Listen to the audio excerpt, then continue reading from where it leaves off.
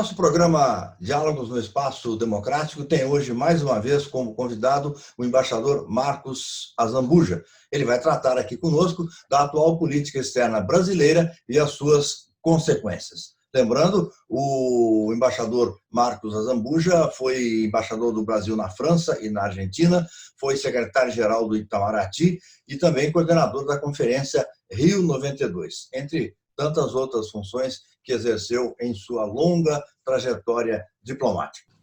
Embaixador, muito obrigado por atender ao nosso convite, pela gentileza de participar conosco desse programa e bem-vindo ao Espaço Democrático. Um prazer inteiramente meu. Participam conosco desse diálogo no Espaço Democrático o professor de Relações Internacionais da FAAP, Hélio Michelini Pelais Neto. Hélio, boa tarde, bem-vindo. Boa tarde, amigos do Espaço, embaixador. Uma tremenda satisfação estar aqui consigo. Sigo o trabalho do senhor, sou um grande admirador. Muito obrigado. Participa também Vilmar Rocha, professor da Universidade Federal de Goiás, ex-deputado federal e coordenador de Relações Institucionais do Espaço Democrático. Bem-vindo mais uma vez, Vilmar. Obrigado pela participação. Embaixador, um abraço. Obrigado e um abraço e boa tarde a todos os colegas da Espaço Democrático. Embaixador, desde o seu início, o governo Bolsonaro vem colecionando aí uma série de polêmicas e conflitos diplomáticos. Nós tivemos o alinhamento automático com o governo de Donald Trump, tivemos o anúncio da transferência da embaixada brasileira, a ideia de transferir para Jerusalém. Tivemos também acusações, até grosserias com a França e com a China. Enfim, polêmicas que não faltaram. O que é que o senhor pensa da atual política externa brasileira? Eu vou dizer com grande simplicidade. Nas suas linhas gerais, ela está errada. Não é mais complicado do que isso. É errada. Ela se afastou de caminhos que nós percorríamos há muito tempo de uma maneira eficaz. O Brasil tem uma política externa que não é governo A, B ou C, nem da República, mas vai para o Império, vai para... Nós herdamos uma boa diplomacia de Portugal, porque Portugal, para sobreviver, tinha que ter boa diplomacia, porque a Espanha, que era vizinha, era muito mais forte. E nada ensina melhor diplomacia do que um vizinho forte. Quer dizer, a ideia é de aprender a sobreviver. A nossa política errava pouco. O Brasil era um país com 10 vizinhos imediatos com os quais se dá bem. É um país que não perdeu o território, pelo contrário, por via diplomática ganhou. Era um país que esteve nas 2 guerras mundiais, chegou um pouquinho tarde, mas chegou do lado certo, vitorioso com as democracias. Portanto, a diplomacia brasileira é uma história, grosso modo, de acertos. O que ela tinha com o pecado é que era um pouco lenta em perceber o novo. A diplomacia tem uma inércia, que é dela. Em outras palavras, demora um pouco o diplomata profissional em se ajustar ao novo. Então, o Brasil levou algum tempo a se dar conta que direitos humanos era parte de uma agenda legítima internacional. A nossa ideia foi que era uma intervenção nos nossos assuntos internos, o que não era. O meio ambiente nós vimos como uma ideia de conspiração para nos manter subdesenvolvidos, quando a defesa do meio ambiente é uma causa nacionalista. Nós defendemos o meio ambiente porque ele é brasileiro, é nosso, quer dizer, um rio limpo é um rio brasileiro limpo, uma floresta em pé é uma floresta brasileira. Então, eu sou um ambientalista, ou uma pessoa que defende certas ideias de conservação do meio ambiente, por um amor ao Brasil e à sua paisagem. Porque a diplomacia brasileira era uma diplomacia de bom convívio. Com os Estados Unidos, nós tínhamos uma diplomacia presidencial eficaz, que funcionou bem. Quer dizer, os presidentes nossos, independente do seu sinal, tinham boa relação. Quer dizer, entre Clinton e Fernando Henrique, havia uma boa relação entre Lula e Bush, entre Obama e Dilma. A relação com Washington sempre foi boa, com a Argentina era boa. O Brasil administrava bem a sua territorialidade, projetou-se sobre o mar territorial. e tinha uma vida serena, tranquila, de não ofender. O pecado nosso é que nós, às vezes, demorávamos um pouquinho para reconhecer o novo, mas isso é da natureza das grandes corporações, que têm uma lentidão que é da sua cultura corporativa. Essa é a minha opinião. Quer dizer, o atual acrescentou pouco, muito. Perfeito. Vilmar Rocha, sua primeira pergunta? Embaixador, eu quero voltar a essa causa ambiental, que nós sabemos que o Brasil sempre teve um protagonismo nessa questão ambiental. E o senhor falou que a questão ambiental é uma causa nacional, mas também é uma causa universal.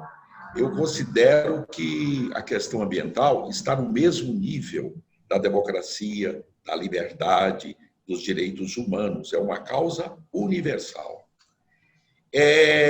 Aqui no Brasil, o Brasil sempre teve um protagonismo. Eu estava falando sobre a Rio 92, que parece que o senhor foi o coordenador. É verdade. Eu era um jovem deputado e fui observador na Rio 92. E teve um almoço no final, no Rio, ali no restaurante Rios, no Flamengo.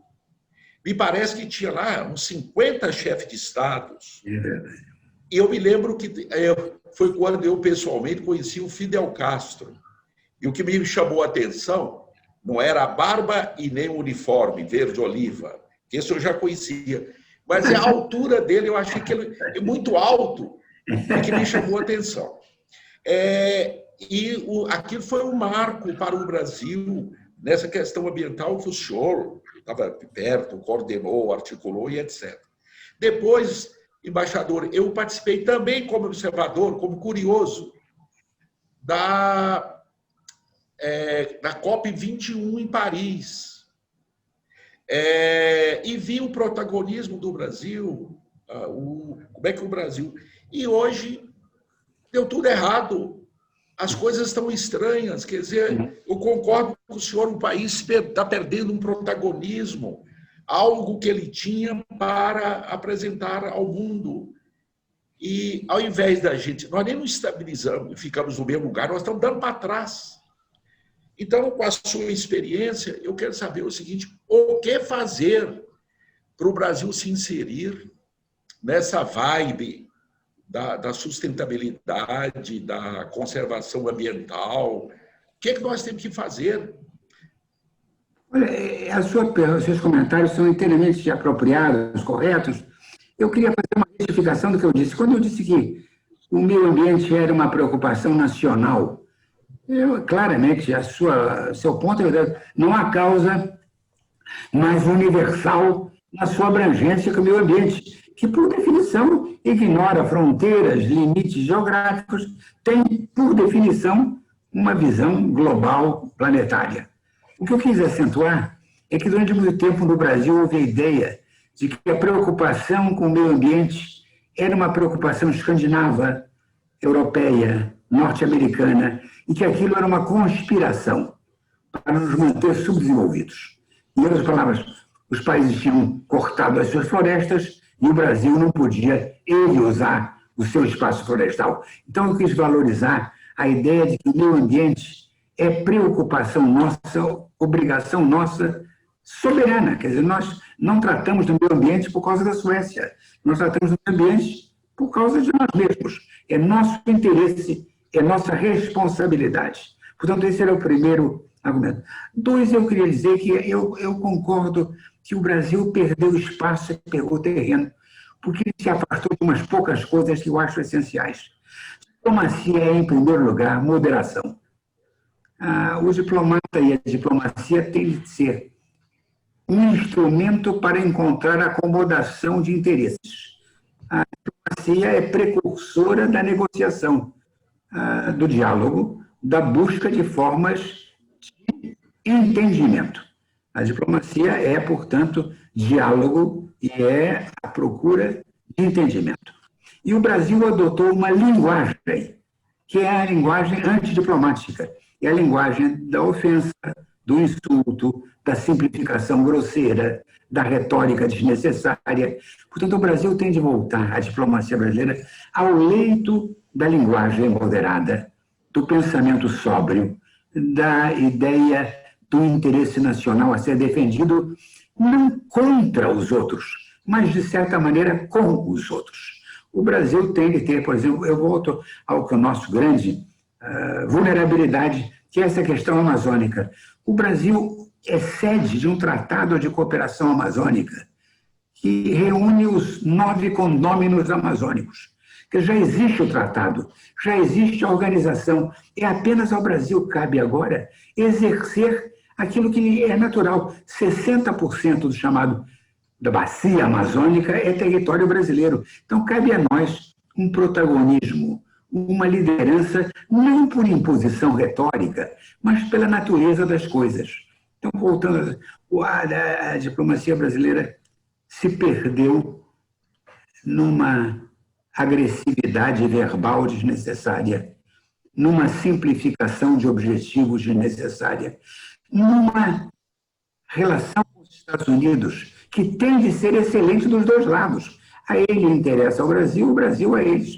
Mas nós estamos numa fase de subordinação excessiva, uma forma de reverência ao presidente dos Estados Unidos que foi excessiva. Portanto, a diplomacia brasileira tem de voltar, eu vou dizer uma palavra quase de velhas senhoras, diziam, aos bons modos, aos bons procedimentos, ao comportamento sóbrio, à ideia de que o Brasil é um país democrático, multirracial, civilizado e um parceiro da paz. O Brasil é um país que só se envolve em conflitos, geralmente há muitas décadas e décadas, nas Nações Unidas. Nós somos um fator de construção do entendimento internacional. E nesse último fase temos sido um país que tem dito coisas desnecessárias, ofendido amigos que não entendem a ofensa. O Brasil não é que tenha causado uma grande oposição no mundo. O Brasil tem criado, com as suas diplomacias recentes, uma forma de perplexidade. As pessoas não estão entendendo o que o Brasil pretende. Quer dizer, por que o Brasil está jogando fora um patrimônio de afeto, de admiração? Eu vou dizer uma coisa de muitas décadas como representante do Brasil. Não era difícil representar o Brasil. O Brasil é um país benquisto, é um país... Quando se fala do Brasil, a reação internacional costuma ser de uma benevolência risonha. O Brasil geralmente é parte da solução, não é parte do problema. E nós perdemos o caminho e temos que reencontrá-lo. Professor Hélio Michelini, sua pergunta, por favor. Sim. Embaixador, boa tarde novamente. A minha questão ela está relacionada à perspectiva de adesão do Brasil ao bloco composto aí pelos países mais industrializados, mais enriquecidos, ao OCDE. No início do ano, nós vimos aí uma sinalização positiva de um eventual apoio estadunidense a essa adesão.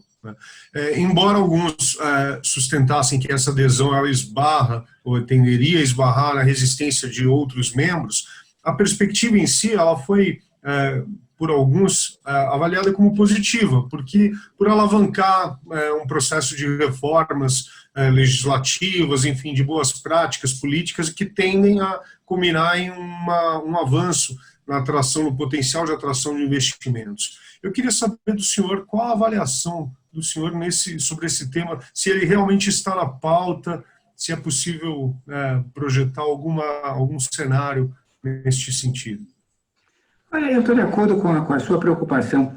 Eu sou um admirador da OCDE. A OCDE tem qualidades reais.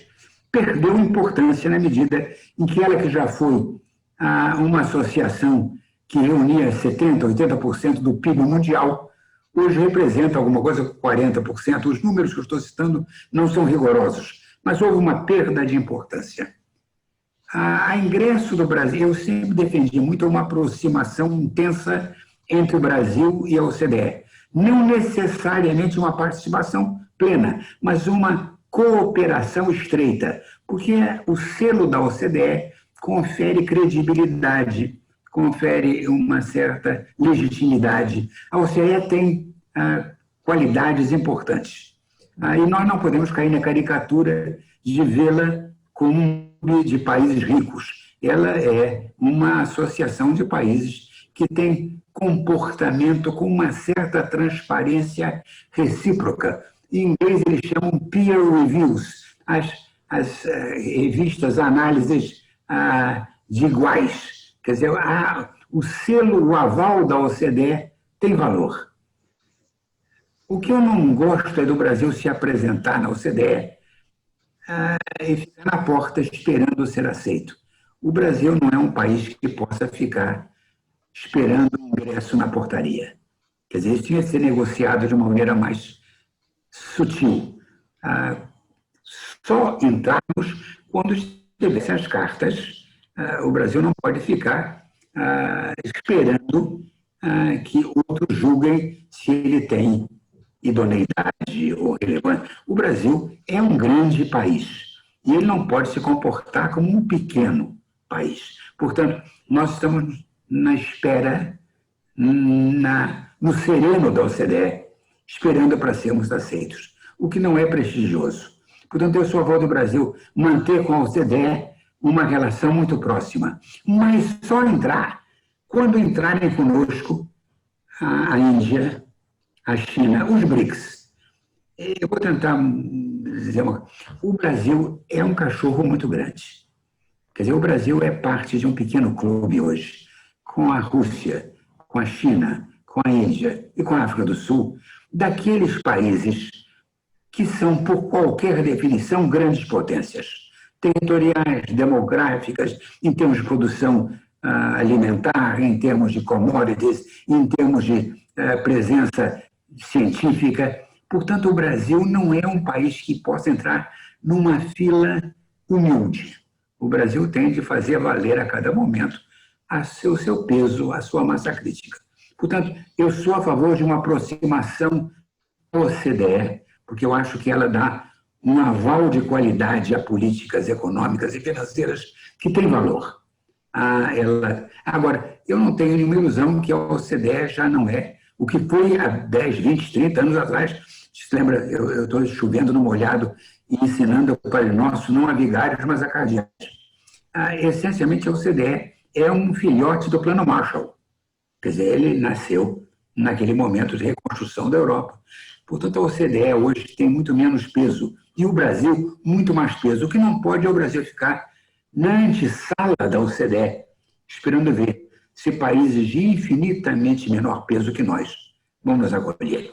Isso me parece impróprio. Agora, a aproximação é boa, é valiosa, e eu sou como eu elogiei a política externa brasileira nos últimos anos, eu quero fazer uma crítica. Nos últimos anos, o Brasil tem sido um pouco seduzido por regimes autoritários, populistas, um pouquinho de esquerda. E eu creio que era o momento de corrigir um pouco isso. O problema é que o pêndulo não pode se deslocar demais. O Brasil não pode ser um país zigue-zagueante. O Brasil tem que ser um país de pequenas correções de rumo e não de abruptos movimentos de pêndulo. E eu creio que, no momento, o Brasil, em espanhol, uma expressão muito boa, quer dizer, se nos foi la mano, perdemos o sentido da medida, perdemos a dose. Perfeito, embaixador. Vamos agora, mais uma vez, Vilmar Rocha, professor Vilmar Rocha, a sua pergunta. Embaixador, o Hélio perguntou ao senhor, e foi muito bem respondido, as nossas relações com a Europa. Eu sou mais modesto. Eu quero pensar e refletir sobre as nossas relações com a nossa América, em especial com a nossa América Latina. O Brasil tem, como o senhor bem colocou antes, tem uma natural vocação geopolítica de exercer uma liderança na América Latina. Eu já li muita coisa, já ouvi nos meios acadêmicos, diplomáticos, políticos, sobre por que o Brasil ainda não encontrou uma estratégia de naturalmente exercer esta liderança. E aí me vem à memória, o senhor falou no Plano Marshall, me vem à memória a OPA, Organização Pan-Americana, Pedro Kubitschek, que precedeu a Aliança para o Progresso. O senhor vê a médio e a longo prazo, o senhor vê uma formulação, uma possibilidade do Brasil assumir essa liderança cooperativa, não a liderança militar, nem de ocupação, mas como que seria o caminho para a gente, naturalmente, cumprir a nossa vocação de exercer uma liderança na nossa América? Olha, isso exigiria uma longuíssima dissertação. Eu vou tentar ser breve. O problema da liderança é que, como o tango, é preciso dois para dançar. O liderado tem de aceitar também a liderança. Quer dizer, o líder precisa do liderado. E a América Latina não está preparada ou disposta a conceder ao Brasil essa posição. Há o reconhecimento, porque ele deriva dos fatos, de que o Brasil é o grande país da região, por todos os títulos, isso não se está. Mas a ideia de que eles aceitem uma liderança brasileira, uma espécie de fio condutor que o Brasil puxaria, é um pouco mais complicado. Primeiro, porque é uma coisa curiosa, eles todos falam espanhol. Eu não quero valorizar demais a diferença linguística, não. Mas eu nunca fui a uma reunião latino-americana, sul-americana, em que a língua não fosse um fator entre os nossos vizinhos de grande intimidade e entre nós e eles de um certo distanciamento. Nós somos não hermanos, mas primos. Nós temos uma proximidade, mas não há fraternidade. Quando eu estou entre latino-americanos que não brasileiros, eles leram os mesmos livros, eles são parte, foram de um mesmo império, eles foram a língua. A Espanha, há muitos séculos, tem uma política muito sábia de manter a sua supremacia cultural, linguística, literária. Portanto, eles se leem os jornais uns dos outros. Eles se... E nós somos um vizinho próximo, amigo, mas não creio eu que aceito com a mesma naturalidade. Nós falamos ou achamos falar espanhol com uma fluência que não corresponde à eficácia da nossa língua. O nosso espanhol é um espanhol agradável, mas não é compreensível completamente. E dois, o Brasil não quer gastar dinheiro nem energia com essa liderança. A liderança, além da retórica dela, é o fato dela, é o investimento, é pôr recursos atrás da sua retórica. E o Brasil não tem. O Brasil tem uma relação real com a Argentina, porque o Bacia do Prata sempre foi para nós um lugar de interação. Então, são pontes, são hidrelétricas, são processos de acomodação. Na Bacia do Prata existe. Agora, quando eu viajo pelo Brasil de avião, sobretudo, e me aproximo das fronteiras nossas com a Colômbia, com o Peru, com a Bolívia, a palavra fronteira é uma coisa que sim existe, mas não há ocupação lado a lado. Quer dizer, com o Brasil e o Uruguai, a fronteira é uma coisa física, está ali. Eu vejo, atravesso uma rua, mudo de moeda, de língua, de convívio. Agora, os outros são espaços. A América do Sul é tão grande, tão vasta, que a construção dessa liderança não teve ainda, para bem e para mal, a intimidade que geram as relações. Então, o Brasil faz um discurso um pouco da sua liderança, mas não põe nessa retórica nem objetivos, nem recursos, nem cria. Nós não temos, a rigor, uma vocação de fazer isso. Eu excluí a Bacia do Prata. E eu agora acho que com o Pacífico nós vamos ter que encontrar caminhos para nos levar ao Pacífico. Portanto, isso vai gerar. Mas, fora disso, havia bons desejos, boas intenções, mas o número de brasileiros que conhecia a Colômbia ou o Peru é mínimo, ou que tem ideia de onde está. Eu estou me perdendo um pouco na resposta. O que eu quero dizer é que o Brasil tem uma massa crítica na América Latina que o faz naturalmente o país que determina o caminho dessa região. Mas ele não tem os instrumentos, nem a vontade política de exercer isso de uma maneira sustentada. Num discurso, numa reunião, ocasionalmente, mas se eu pedir aos senhores que são homens da vida política brasileira hierarquizar objetivos nacionais brasileiros, a integração latino-americana estaria lá embaixo. Quer dizer, o Brasil tem outras prioridades. O Brasil olha, sobretudo, para o seu próprio umbigo. A vocação brasileira, como de todo grande país, é fechar-se sobre si mesmo, é olhar, como eu disse, para o seu próprio umbigo. O Brasil não tem aquela proximidade. Eu vou, de novo, levar 30 segundos a dizer isso. Eu, quando vou ao Oriente Médio, a distância entre Jerusalém e Amman, entre Amman e Beirute, entre Beirute e o Cairo, são distâncias para nós quase municipais. Tudo muito perto. A América Latina são distâncias indescritíveis. Quer dizer, o Brasil pegou nesse momento essa frase ufanista. Nós temos um território que é 2 vezes maior que o dos 27 países que juntos formam a União Europeia. Então, o senhor pega 27, junte mais 27 e não ocupa o Brasil. Portanto, a dimensão determina uma introspecção.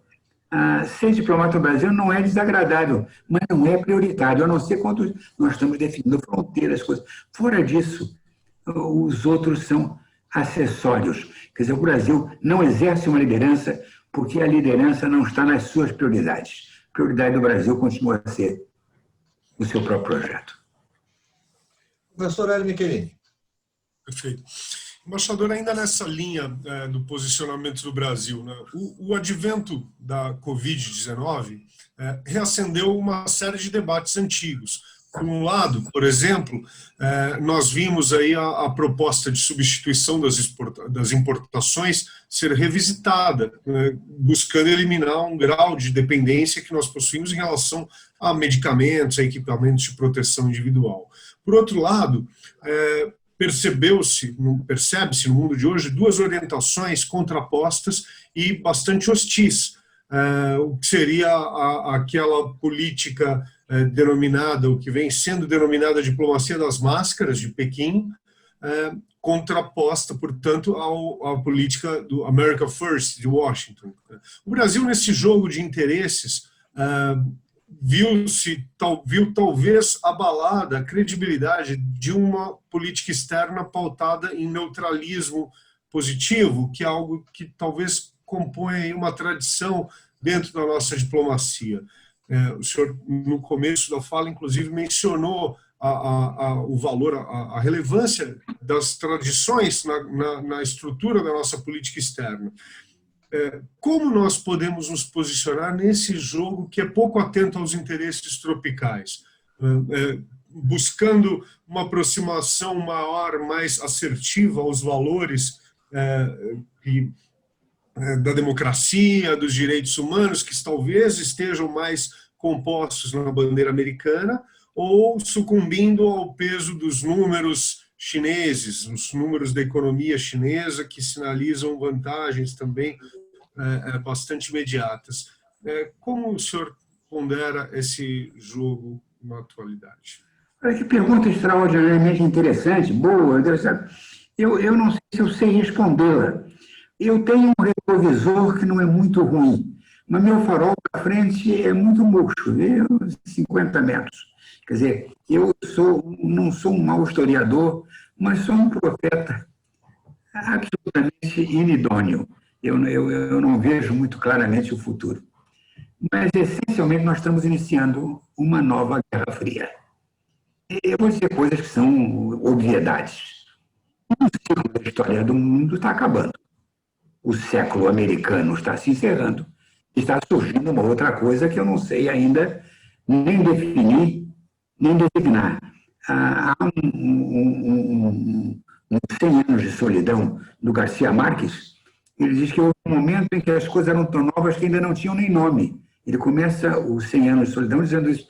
Quer dizer, as coisas não tinham nome. Então, eu não sei que nome tem esse momento. Há uma tendência a dizer que nós estamos vivendo no século agora pós-americano. Como não há ainda um herdeiro, nem um sucessor, mas o século americano, me parece.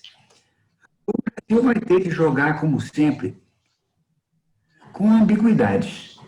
O que faz diplomacia um ofício interessante é que você tem de conviver com ambiguidades entre os valores que são ocidentais, democráticos, herdados de uma civilização que é a nossa, que é essa civilização que vem, Deus sabe, de Roma, da Grécia, judaico-cristã. Nós somos... E agora surge na China, na Índia, um outro polo de poder imensamente poderoso, com valores que não serão piores que os nossos, não. São apenas outros valores. Quer dizer, o autoritarismo, o centrismo, a não transparência, a não democracia, no caso da Índia, mas, em outra palavra, nós vamos ter de conviver com o outro mundo, que o conforto do mundo ocidental para o Brasil é que nós estamos em casa. Quer dizer, eu nunca fui a Paris, ou a Londres, ou a Washington, que eu não estivesse em casa. Quer dizer, os valores eram os nossos valores, às vezes corrompidos, às vezes mal, mas não havia um ideário diferenciado. Então, nós estamos vivendo um momento em que uma nova guerra fria, uma nova disputa de poder está se fazendo. Eu não sei se ela vai se desembocar num enfrentamento não militar, porque as armas nucleares excluíram a possibilidade do enfrentamento militar direto entre superpotências. Isso não pode acontecer. Mas como é que vai ser a modalidade do enfrentamento? Quais vão ser as acomodações? Eu não vejo isso sendo alterado de maneira abrupta nos próximos anos. Mas, de fato, a China emerge como uma potência de peso imenso. A Índia, nesse mesmo caminho, a Indonésia, a Ásia, de certa maneira. Nós vamos ter de novo voltar. Por isso que eu tenho a impressão, falando com os moços, eu digo, olha, que continue indo para o Rio Branco, para o Itamaraty, que vai dar emprego, viu? Quer dizer, eu queria tranquilizar, eu tranquilizo muito meus jovens colegas, dizendo, olha, eu não creio que eles vão ficar desempregados, não. A impressão que eu tenho é que vai haver emprego para vocês, porque novas brigas estão sendo gestadas, novas rivalidades, novas diferenças, e o Brasil vai ter que fazer aquela coisa, eu volto à minha palavra inicial, a ambiguidade. O Brasil tem muitos chapéus. O Brasil é um país rico e é um país pobre, é um país do Ocidente e é um país do terceiro mundo, é um país latino-americano, é um país americano. Nós somos um país vocacionado para usar muitas roupas ao mesmo tempo. Eu nunca fui exclusivamente uma coisa no Brasil sem me dar conta que eu estava traindo uma enorme parte da minha herança. Quando eu acentuo a africanidade brasileira, eu estou excluindo a nossa latino-americanidade. Quando eu estou acentuando a latino-americanidade, eu estou excluindo a nossa europeidade ou a nossa vocação com o Oriente Médio. O Brasil é... Eu não quero cair no lugar comum, mas nós somos um país muito complicado, com a riqueza dessas correntes todas convergindo. O que faz com que a nossa diplomacia seja interessante, mas não tenha a capacidade de simplificação que todos nós desejaríamos. Nada é mais agradável que o simples. Vocês dizem, olha isso, é assim, países... O Brasil não é o samba de uma nota só. O Brasil é uma coisa sinfonicamente complicada. De modo que eu creio que nós estamos vivendo um momento em que um novo mundo está nascendo. Não vai ser abrupto, eu creio, não. O declínio americano será um longo processo. E, sobretudo, o que está me fascinando é que a antiga União Soviética desafiou o Ocidente em duas linhas, ideológica e militar. E a China não. A China desafia o Ocidente em comércio e tecnologia. São outras... ao mesmo tempo que a União Soviética era poderosa, não havia um produto soviético, russo à venda no Brasil. Quer dizer, a União Soviética era sedutora para aqueles que acreditavam no comunismo pela ideologia, pelas ideias, mas não como objeto. E agora não. A China é quem compra o porco. Quer dizer, quando você vê um leitão andando com uma roupa, aquele leitão vai acabar na China. Quer dizer, É uma coisa importante a ideia da fisicalidade da Ásia, enquanto que antigamente, tanto Cuba como Rússia, eram figuras da ideologia. Eu nunca vi ninguém no Brasil, quando da minha mocidade, ter nenhum objeto russo ou soviético.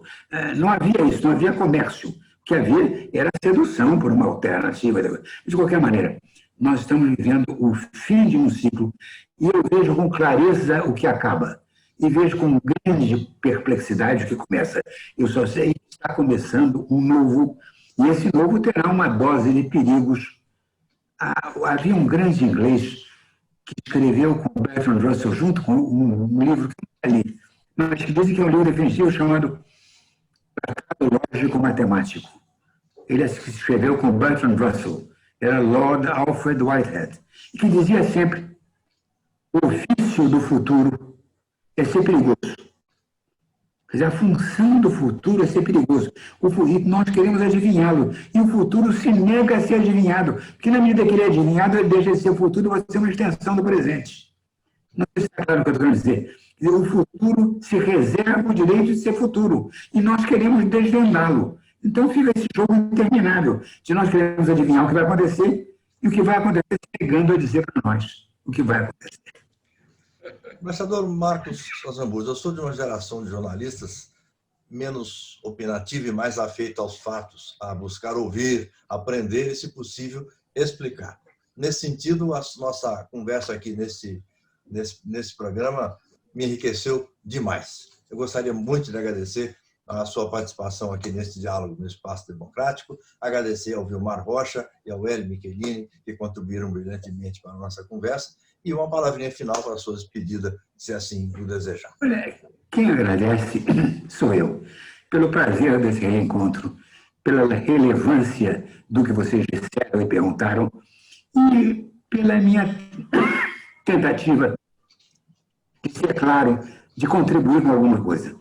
Eu agradeço muito o interesse e eu acho que nós todos vamos continuar, cada um de nós, com a sua perspectiva, fazer o que nós temos feito, é tentar decifrar o Brasil. Havia um grande economista que eu ainda conheci velhinho, o Eugênio Boudin, que dizia uma coisa que eu achava brilhante e verdadeira. Ele dizia: na minha vida, eu só tive um amante que foi o Brasil, que sempre me enganou. Quer dizer, a função do Brasil é nos enganar. Quer dizer, quando nós achamos que nós o deciframos, ele nos trai, nos engana. Quando a gente acha que ele não vai dar certo, ele vai dar certo. O Brasil nos encaminha, nos conduz e nos permite ter a conversa que nós tivemos. Obrigado por ter me convidado para essa conversa. Obrigado, nós é que agradecemos. Um abraço. Embaixador. E obrigado especialmente a você que acompanhou mais uma vez este diálogo no Espaço Democrático. Até o próximo. Um abraço.